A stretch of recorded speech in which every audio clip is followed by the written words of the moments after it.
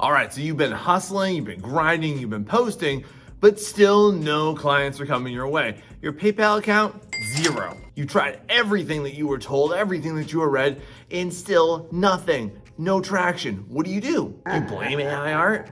No. Today, I'd like to warn you about the worst ideas that most people come up with when they don't get any art commissions, as well as give you some suggestions for some actionable advice so that you can get some, and it's gonna start right now. Let's start with the number one thing that you should not do, which is the most knee-jerk reaction to you not getting art clients, is naturally you're gonna think, well, I should lower my pricing, right? Because you're naturally going to start to question your product. Don't do this. No, you're gonna find thousands of horribly, disrespectfully low price, undervalued artists out there, and you don't want to be one of them. In fact, there's a lot of dangers in doing this to yourself, both as a business and as an individual, which I outlined in my previous video linked down below for you about the dangers of cheap artists. Here's the main problem with lowering your prices, my friends, is that you'll notice that most people, once they lower their prices, they never come back up again. So I don't advise that. Now, along with this, yeah, we can't do this either. You might get the idea in your head now because you might be facing some pressing financial situation to go ahead and open up some emergency commissions, right? Sounds like a good idea? No, don't do it. Just don't. It just makes you come off desperate, and to be honest, most people perceive you as insincere, like you're lying about it. In fact, many groups and especially subreddits have completely banned the all too popular emergency commissions. Have you ever noticed this? In fact, what that's usually is just a ploy to try and get some money rather than no money. Definitely don't degrade yourself to trying to get the last table scraps of artwork and clients out there, because it's just not worth it for you long term, and it's bad for your mental health, my friends. And finally, my friend, definitely don't get lured into this. Now you're probably thinking, oh, well, I need a commission sheet, or I need to make my commission sheet even better, right? No, don't do this at all. In fact, drop the commission sheet outright because it's just a bad practice. Here's what I want to ask you. What pro do you know that regularly charges 3 to 4 digits for their artwork regularly and uses a commission sheet? I want to challenge you on that. If you know one, please drop their link down below, because I'm willing to bet that you probably can't find one. Why in the world would you want to implement a practice that literally nobody successful is doing?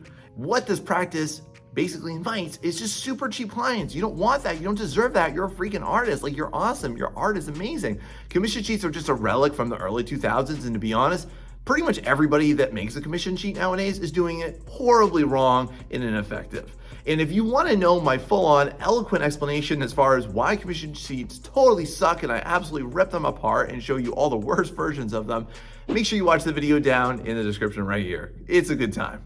Now, at this point, you're probably asking yourself naturally, well, what can I do that is productive? I got you on that. If you've been trying and you've been grinding and trying to get commissions for a long time, my friend, here's what I want to recommend you do. You should definitely take a posting break, okay? You should take a break from trying to get clients, from trying to get commissions, and just focus on doing art that you like. Take a month off. That's all it's gonna be, okay? The overall disappointment and the pressure and the financial pressure too is gonna get to you from you not getting your clients. And what that's gonna do, it's gonna build up to you kind of resenting the entire process and or giving up entirely. And this strategy paid off big time for me, because not only did I remember how much I loved making artwork, but it also took the pressure off of me and allowed me to come back with a renewed sense of interest and passion for getting commissions and working with clients. Now, while you're taking this little posting pause, my friends, what I would definitely recommend that you do is focus on 2 things, is creating finished pieces and building your skills, because that is going to pay dividends hardcore as you move forward in your art business journey. Which is why, by the way, you should start doing this more often. If you've been trying to get commissions with unfinished work, and by that I mean fragments of what a finished piece looked like, this I've been seeing for many years as a complete rookie mistake. Like, nobody buys it and nobody is paying respectable sums of money for any type of line art or sketches or half-rendered pieces, y'all.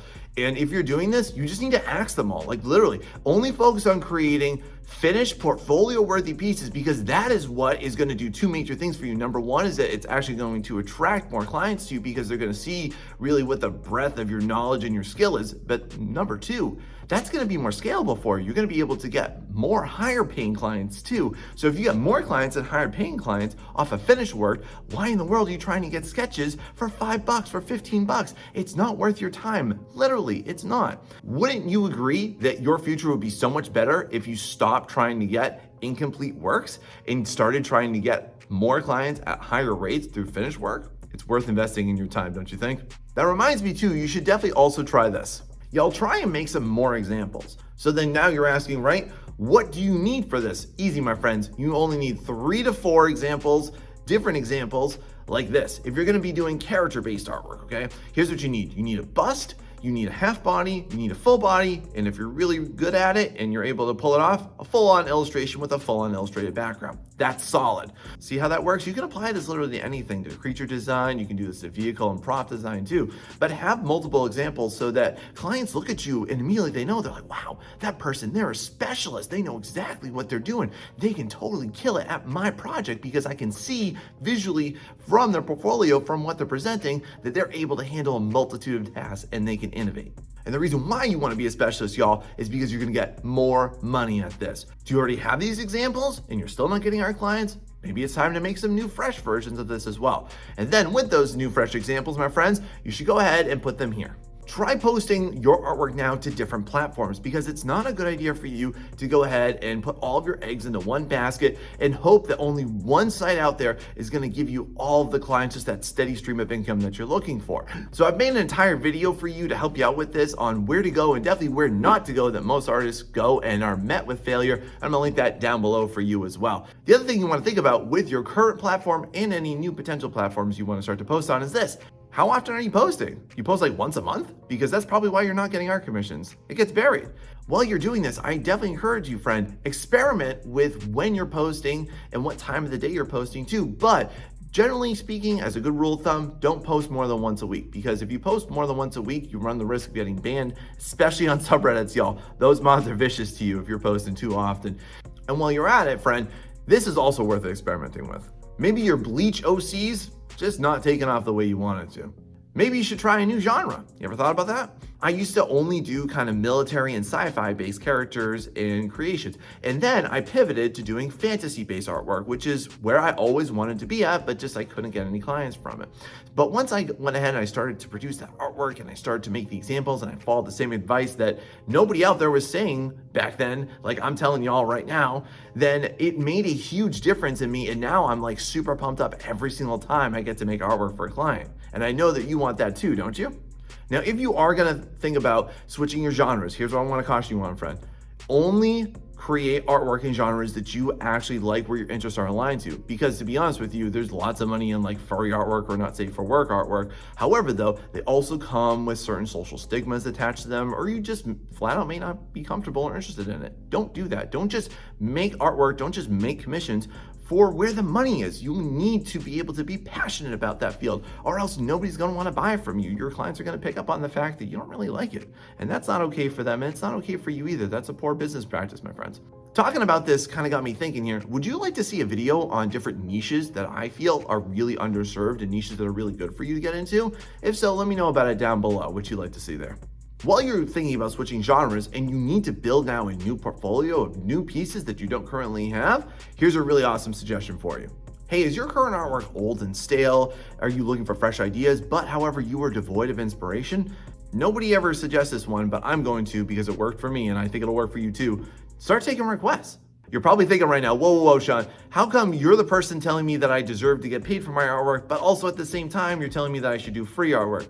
Let me explain, please. I want you to think of this as an investment in yourself and in your future, and only take requests that are going to build a portfolio of work that's then going to be marketable. Because if you're just going to do whatever request comes your way, it's not going to help you down the line. So when you're not feeling challenged, when you're not feeling inspired, when you really don't have any ideas, requests can be a really awesome way for you to produce artwork and get that real life experience about working with clients too, with an extremely low risk environment. In fact, there's no risk involved because the people aren't paying, so you don't even have to do it if you don't want to. Now, how do I know this? Really simple, my friends, because that's what I did. Back when I used to do a lot of military and sci-fi artwork, I really wanted to bust into fantasy artwork, but I didn't have as much to start to advertise as I wanted to. So what I did was I went over to DeviantArt and I started to put up posts asking for people's Dungeons & Dragons characters and their fantasy characters. And then from there, I built my portfolio. It only took me about 3 or 4 pieces, just like I'm advising y'all to do too. In fact, I'm actually planning an entire video on how I think more artists that are newer to commission should implement this process. And you're gonna see that coming forward in the future and how you can use this to fast track your business and get lots more money from it. Are you excited for that? Tell me about it down below. And of course, if all else fails, friends, you should definitely do this. You're probably totally unclear as far as who your client is, what they want. And this is, I think, the most pervasive problem with the art commissions community. I see a lot of people that have no idea what the style is, what the genre of the artwork is, who their perfect client is, and just be honest with your friends, if you don't know, your client's not gonna know that you're the perfect artist to fulfill that request either. So if you want to know and get perfectly crystal clear on exactly what you need to do to get art commissions, watch this video right here.